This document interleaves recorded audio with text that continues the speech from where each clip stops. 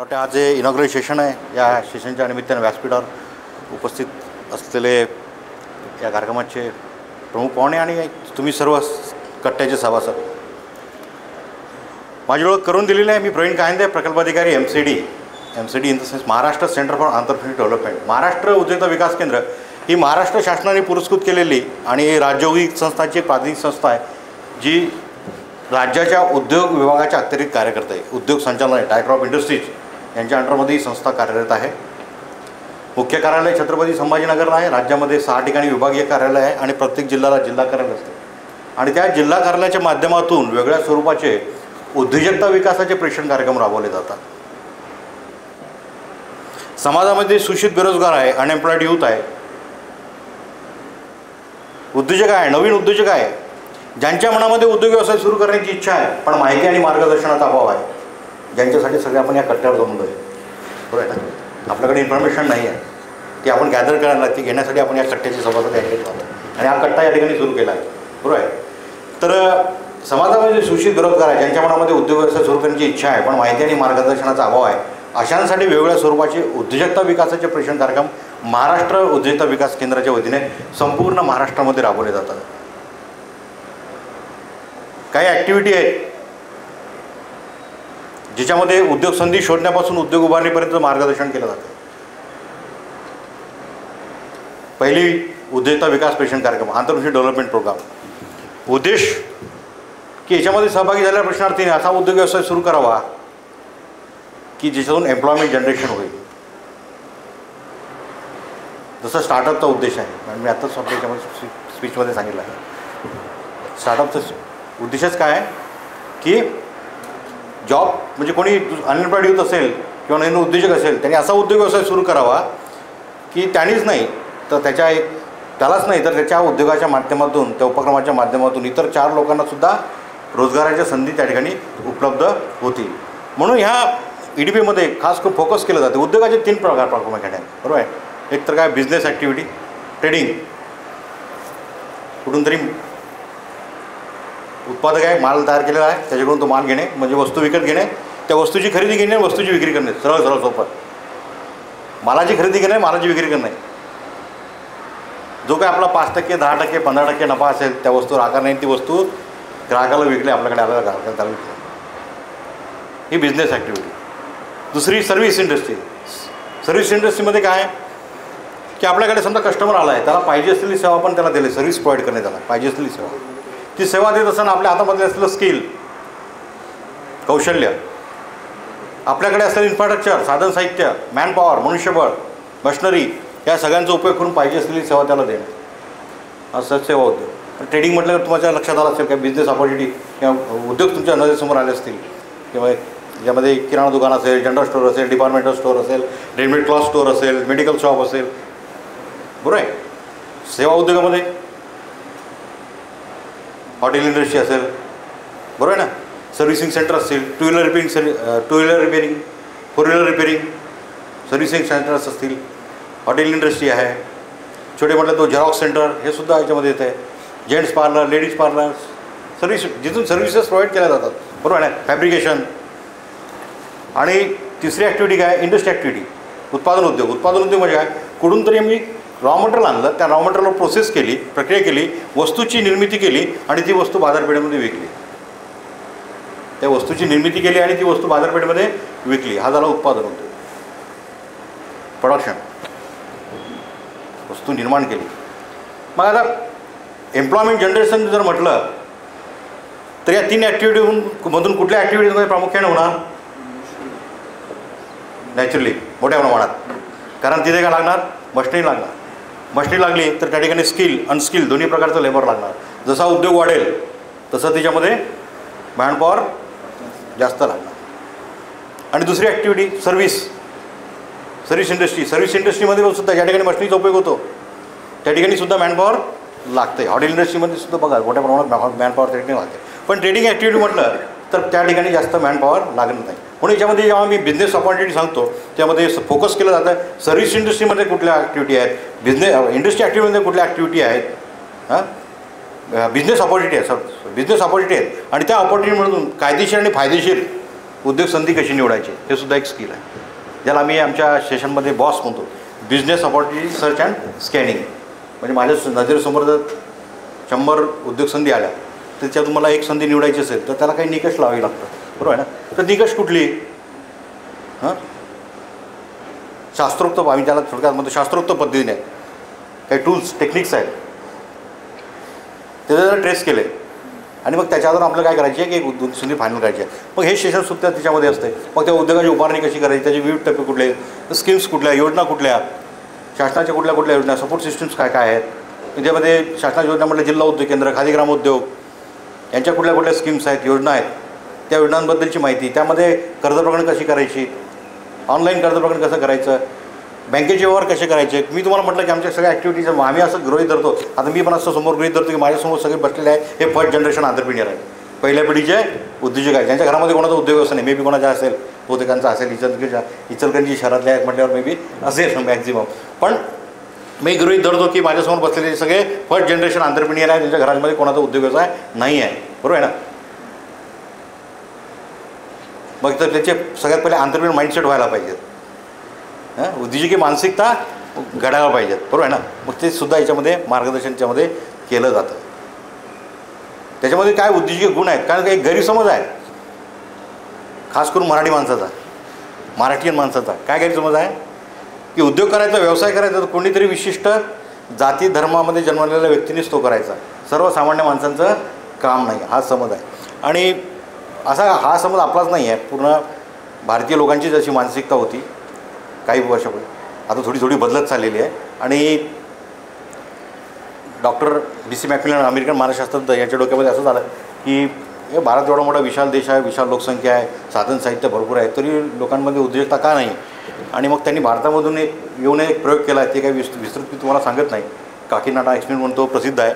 आणि मग त्यांनी असं सिद्ध केलं आहे की भारतीय लोकांची एक मानसिकता काय आहे की उद्योग व्यवसाय क्षेत्राच्या बाबतीत की उद्योग करायचा, व्यवसाय करायचा कुठल्या तरी विशिष्ट जाती धर्मामध्ये जन्मलेल्या व्यक्तींनीच तो करायचा, सर्वसामान्य माणसांचं ते काम नाही.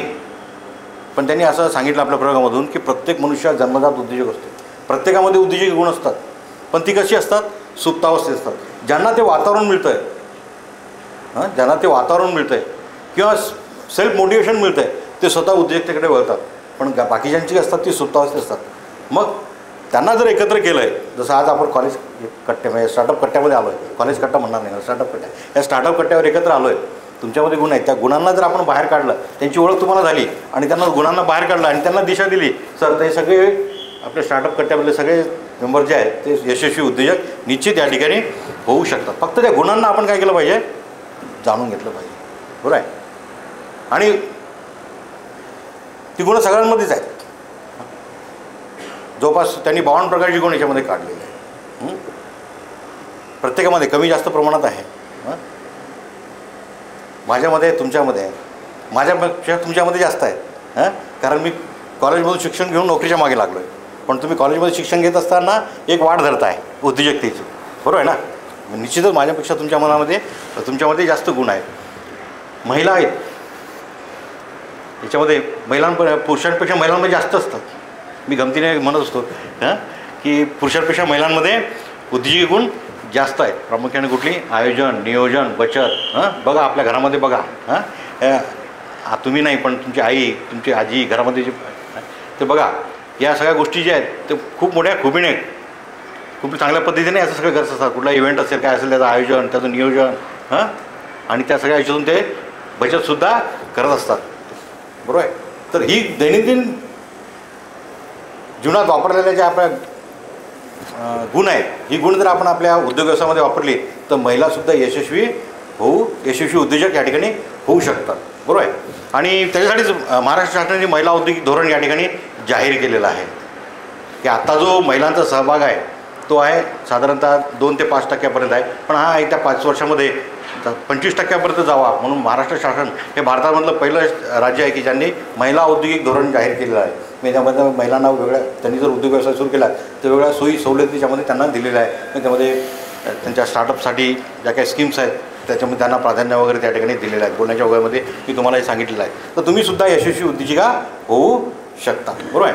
पण ती गुण आपण फक्त आपल्याला जे आहेत ते आपल्याला जाणून घ्यायची आहे. आणि आपल्याला या उद्योजक व्हाय एंटरप्रेन्योरशिप जर म्हटलं की हा उद्योग व्हायचं कशासाठी व्हायचं आहे, मला उद्योग करायचा, मला व्यवसाय करायचा, कशासाठी करायचा आहे,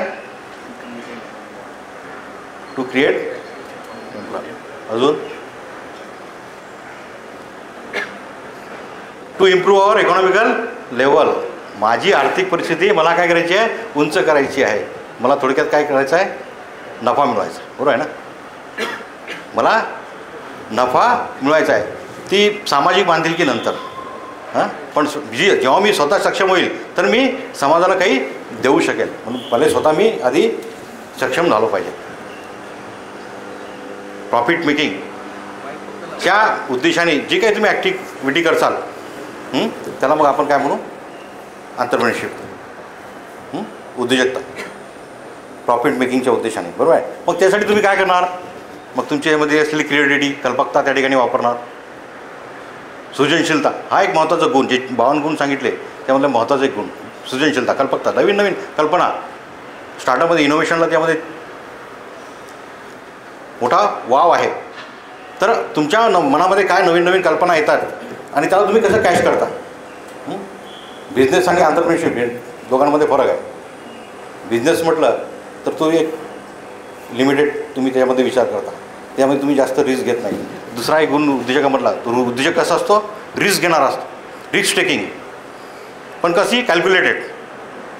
रिस्क घ्यायची आहे पण कशी कॅल्क्युलेटेड रिस्क घेणारा असतो. ती रिस्क टेकिंग ॲबिलिटी त्या उद्योजकामध्ये असायला पाहिजे किंवा असते. बरोबर आहे. सृजनशीलता, कल्पकता, नवीन नवीन कल्पना. बघा आज बघा की कुठलाही एखादा उद्योग व्यवसाय असेल, पारंपरिक पद्धतीने चालला तो एक काळापुरता चालतो, पण त्याच्यानंतर तो चालत नाही. बरोबर आहे ना. आज इन्फॉर्मेशन टेक्नॉलॉजीचं युग आहे. तुम्ही सगळ्या IT शी संबंधित आहात.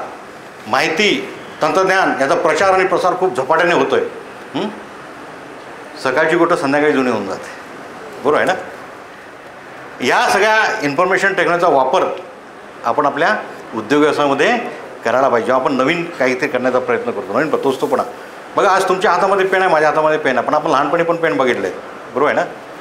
साधे पेन असायचे, साधी रिफिल असायची. सर आपण लहानपणी 2 रुपयाचा पेन, त्याला 25 पैशाची रिफिल. कोणत्याही कंपनीचा पेन घ्या, कोणत्याही कंपनीची रिफिल घ्या, पेन चालू. पण आज तसं नाही.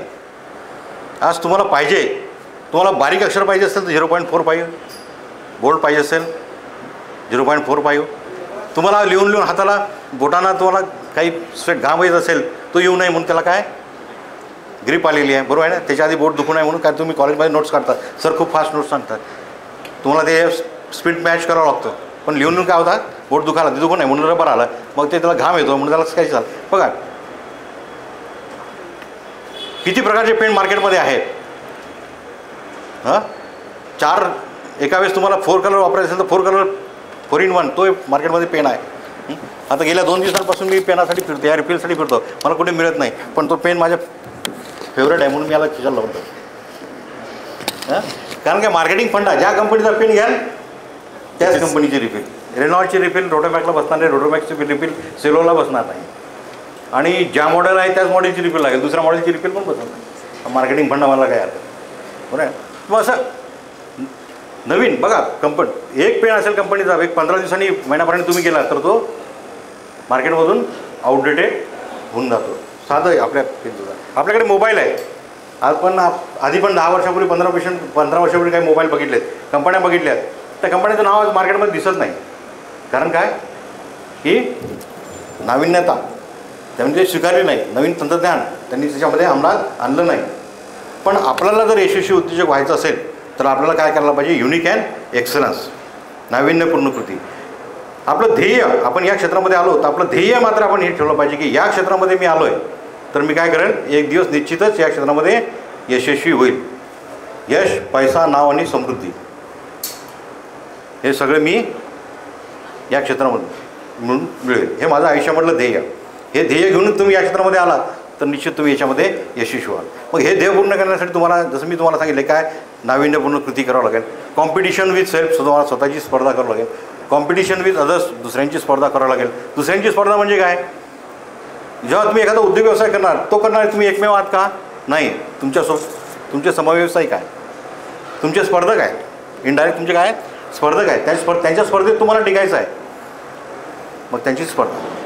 मग त्या कशा पद्धतीची सेवा किंवा वस्तू निर्माण करतात, त्यापेक्षा चांगली सेवा मी कशी निर्माण करेन, ते कशा पद्धतीची मार्केटिंग करतात, त्यापेक्षा चांगलं मार्केटिंग मला कसं करता येईल.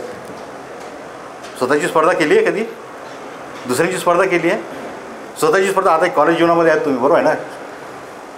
जेव्हा आपलं शिक्षण सुरू असतं आहे, आपण कॉलेजमध्ये असाल, 10वीमध्ये असाल, 12वीमध्ये असाल, त्यावेळेस तुम्ही अरे काय म्हणतो, आज माझा वर्गामध्ये कितवा रँक आहे, पुढच्या वर्षी कितवा रँक यायला पाहिजे.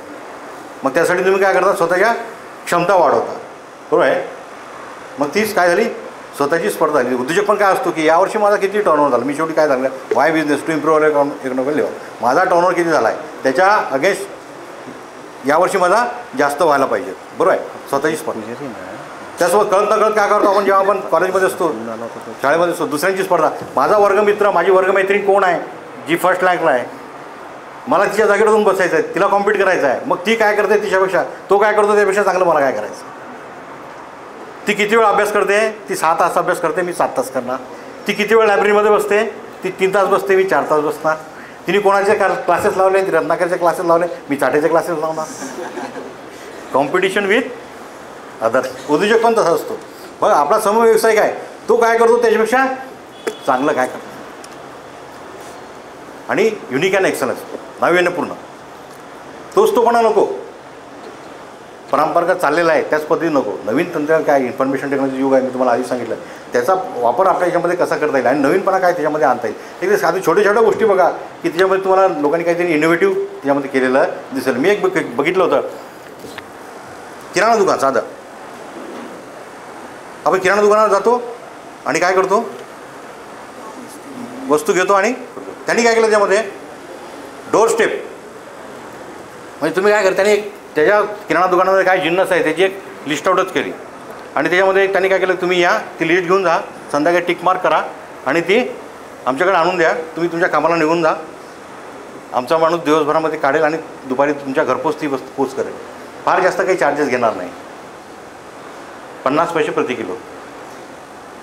चार्जेस काय असतील, 50 पैसे प्रति किलो. आता एक बघा घरामध्ये ऑब्झर्वेशन, उद्योगामध्ये अजून एक गुण पाहिजे, ऑब्झर्वेशन, निरीक्षण बुद्धी, की काय त्यातून तुम्हाला काय दिसतील नीड्स. उद्योजक परत एक कसा असतो, गरजा शोधणारा, लोकांच्या काय गरजा आहेत, बरोबर आहे ना. मी वस्तू किंवा सेवा निर्माण करत असेल, तुम्हाला एक चांगली बिझनेस संधी निवडायची असेल, बिझनेस ऑपॉर्च्युनिटी, तर तुम्ही सगळ्यात काय शोधा, लोकांच्या समस्या शोधा. त्या समस्येमध्ये उद्योग संधी लपलेली आहे. लोकांच्या समस्येमध्ये एक चांगली उद्योग संधी लपलेली आहे. आता हे पाण्याची बॉटल बघताय, किती रुपयाचं पाणी बॉटल, हेच मला वाटतं अर्धा लिटर, 1 लिटर समजा, जनरली 1 लिटर. किती रुपयाची बॉटल आहे, अजून थोडा विचार करा, काय आहे त्या बाटलीमध्ये, पाणी. किती किंमत, पाणी 1 लिटर बाटलीत बंद करायचं आणि 20 रुपयाला विकायचं. हां, पाणी विकायचं 20 रुपये लिटर. हां, असे सगळेजण असले ज्याच्या डोक्यामध्ये कल्पना आली ना की पाणी बाटलीत बंद करायचं आणि 20 रुपये लिटरनी विकायचं. सगळेजण असेच असले त्याला. अरे भारतामध्ये तो कोणीच घेणार नाही, कारण आपली भारतीय संस्कृती काय, ताणलेल्याला पाणी पाजायचं, बरोबर आहे ना. आज बघा आम्ही इथे आलो आहे, आमच्या इथं पाणी सोय, बरोबर आहे. सगळ्या गेस्टसाठी आधीच की गेस्ट आले त्यांना पाणी लागेल, कोल्हापूरहून येतील, अजून बाहेरगावून येतील. हां, आता आपल्या घरामध्ये कोणी पण ओळखीचा असो अनोळखी असो, आपल्या घरामध्ये आला, इव्हन तो बाजू शेजारचा ॲड्रेस विचारला कोणी आला आहे आणि तो आपल्याला दिसला आहे, आपण पाणी घ्या, बरोबर आहे ना. अशा संस्कृतीमध्ये पाणी विकायचं आहे. पण तो उद्योजक कसा असतो, भविष्यकाळाचा वेध घेणारा होता. उद्योगामधला अजून एक गुण, उद्योजक कसा असतो, भविष्यकाळाचा वेध घेणारा असतो. भविष्यामध्ये काय घडणार आहे, काय समस्या निर्माण होणार आहे आणि त्या समस्येतून तुम्हाला काय संधी निर्माण. त्यांनी बघितलं की भविष्यात समस्या निर्माण होईल, पाण्याची समस्या. लोकांना पाणी, स्वच्छ पाणी मिळणार नाही, दूषित पाणी मिळेल. दूषित पाणी मिळाल्यामुळे काय होईल, लोकांचं आरोग्य खराब होईल. आरोग्य खराब झालं की त्यांना डॉक्टरकडे जावं लागेल. तिथे गेल्यानंतर मग ते त्यांना खर्चिक बाब होईल, बरोबर आहे ना. मग त्याच्यापेक्षा तर त्यांनी जर माझं 20 रुपयाचं पाणी पिलं तर त्याचं आरोग्य चांगलं राहील, बरोबर आहे ना. म्हणून तुम्ही आणि आम्ही प्रवासाला निघालो आहे, बसस्टँडला गेलो आहे, सगळ्यात पहिली गोष्ट काय करतो, ती 20 रुपयाची बॉटल घेऊन आपल्या बॅगमध्ये ठेवतो. आणि सर मला आत्ताच 2 दिवसांपूर्वी या याच्यामध्ये काही करोड रुपयाचा आपला बिझनेस झाला आहे भारतामध्ये या पॅकेज ड्रिंकिंग वॉटरचा. ते पोल्युशन होते त्या वेगळीच गोष्ट आहे हां, पण तो बिझनेस एवढा मोठा झाला आहे. तुम्ही आता इथे बघा, आपल्या कोल्हापूर डिस्ट्रिक्टमध्येच बघा, तुम्ही बघितलं किती युनिट्स आहेत याचे पॅकेज ड्रिंकिंग वॉटरचे. पण ही काय लोकांची गरज आहे, काय लोकांची गरज आहे, ही समस्या आहे. त्या समस्येतून निर्माण झालेली उद्योग संधी आहे. छोट्या छोट्या गोष्टी बघा, आपल्या काही गोष्टी गरजा कशा असतात त्या ग्राहकाच्या लक्षात येतात, स्टेटेड काय काय कशा असतात की ज्या त्यांच्या लक्षात येत नाहीत, पण तुमच्यासारखे हुशार उद्योग असतील तर त्यांच्या मात्र ते लक्षात येतं. साधं उदाहरण आहे, आपल्या घरात भांडी घासायला लाईनपणे बघितलं का साबणत, त्याच्या आधी बघितलं का आपली आजी, तुम्ही एकदम लहान असाल तर काही साबणा वगैरेचा वापर करायची नाही, बरोबर आहे ना. ॲश, राख, विटकरीचा चुरा, किंवा गावामध्ये असेल तरी गावातली एक गडी असायची, त्याची पांढरी माती, याचा सर्रास उपयोग व्हायचा, बरोबर आहे ना. पण आज त्याचा उपयोग होतो का? आज काय घरामध्ये सोप आहे ना, हां, विम बार, ओडोपी, पितांबरी, हां, याचा सगळ्यांचा सर्रास या ठिकाणी उपयोग होतो का? एक साधं बघा उदाहरण मी नेहमी माझ्या कार्यक्रमामध्ये सांगतो की एक 2x2 म्हणजे हम दो हमारे दोनचं एक कुटुंब असेल, हां, एक ऑब्झर्वेशन करायचं असेल तर त्या कुटुंबामध्ये हे भांडी धुण्यासमोर विम बार असेल, किती लागतील, किती लागणार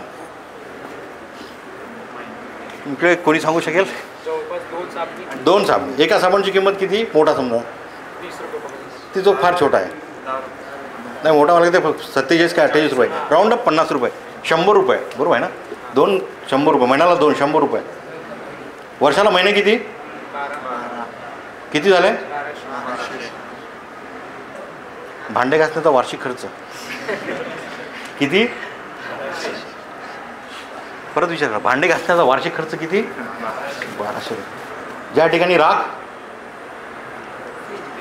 फ्री, काय फुकट आहे, बरोबर आहे ना.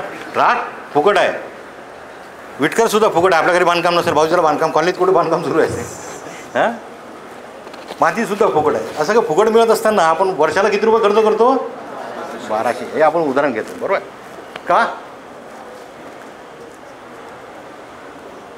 मला बरेच जण म्हणतात की भांडी फार स्वच्छ निघतात. म्हटलं आधी भांडी निघत नव्हती का स्वच्छ? हां, आधी तर तांब्या पितळीची भांडी होती, सर बरोबर आहे ना, तांब्या पितळीची भांडी होती, आता स्टेनलेस स्टील आहे मॅक्झिमम.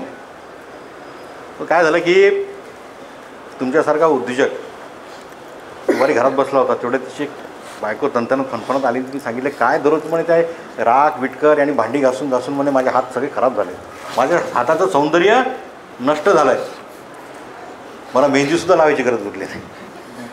बघा म्हटले काय, त्यांनी बघितलं अरे हो खरं, पण त्यांनी डोक्यात आयडिया क्लिक झाली. काय ही एकटीची समस्या आहे का?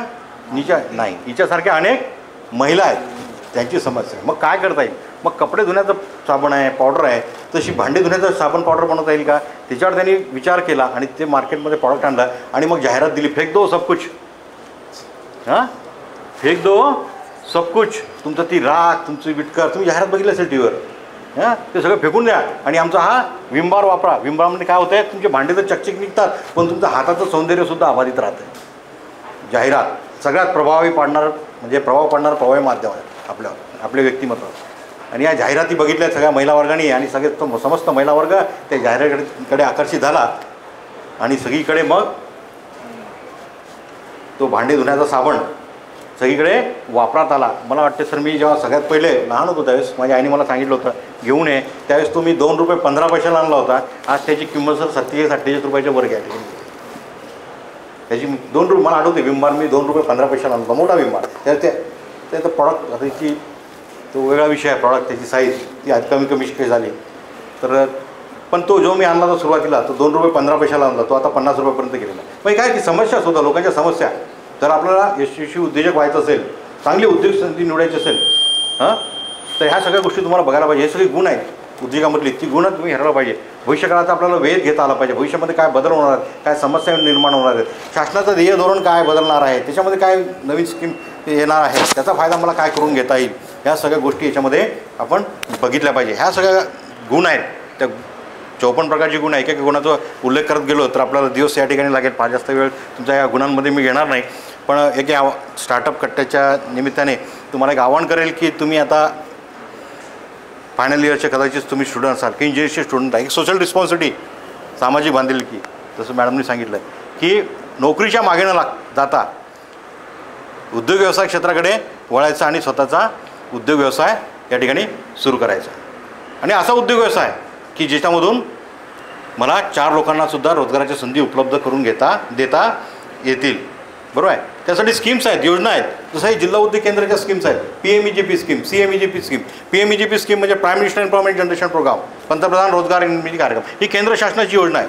याच्यामध्ये काय, सेवा उद्योग केला तर 20 लाख रुपयापर्यंत आणि उत्पादन उद्योग केला तर 50 लाख रुपयापर्यंत कर्ज प्रदान करता येते. सेवा उद्योग केला तर 20 लाख आणि उत्पादन, मी तुम्हाला सांगितलं एम्प्लॉयमेंट जनरेशन या स्कीमचं जे नाव आहे त्याच्यामध्ये या योजनेचा उद्देश समाविष्ट आहे.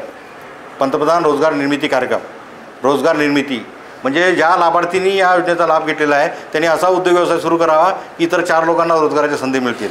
म्हणून मी तुम्हाला सांगितलं उद्योगाचे 3 प्रकार, व्यापार उद्योग, सेवा उद्योग आणि उत्पादन उद्योग. याच्यामध्ये व्यापार उद्योगाला लोन मिळत नाही. कुठल्या उद्योगाला, सेवा आणि उत्पादन. सेवा उद्योग केला तर 20 लाख रुपयापर्यंत आणि उत्पादन उद्योग केला तर 50 लाख रुपयापर्यंत कर्ज प्रदान तुम्हाला याच्यामध्ये करता येतं आहे. ही सेंट्रल गव्हर्नमेंटची स्कीम आहे. प्रमोटर्स कॉन्ट्रीब्युशन हे कॅटेगरीमध्ये असेल तर 5%, जनरल असेल तर 10% असते.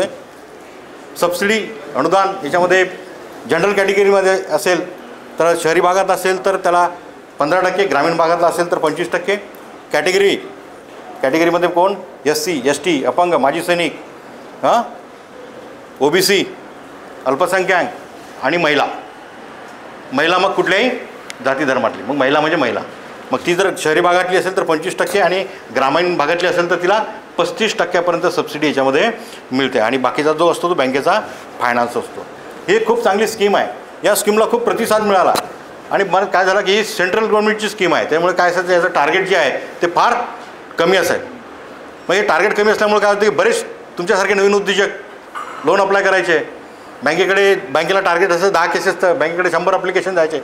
10 केसेस व्हायचे आणि 90 लोक बाहेर पडायचे.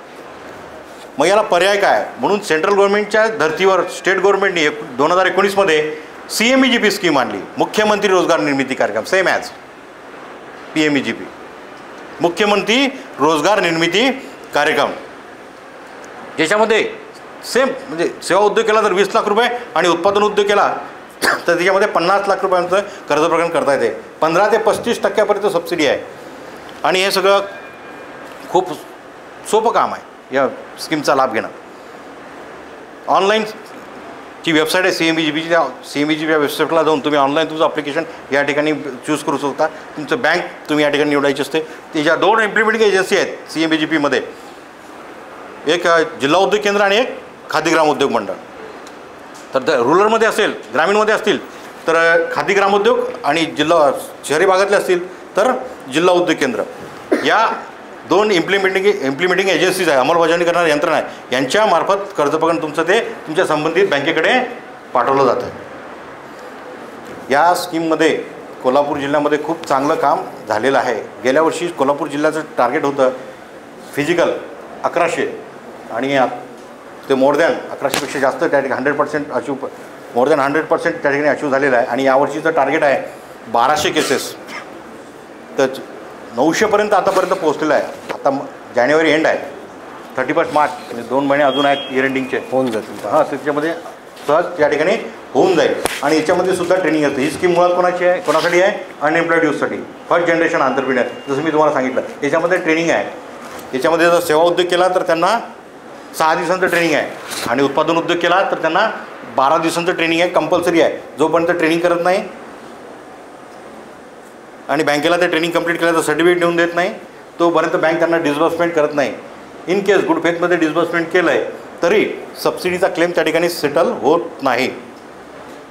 आणि हे ट्रेनिंग देण्याचं कामसुद्धा MCD करते. आज माझी बॅच सुरू होते.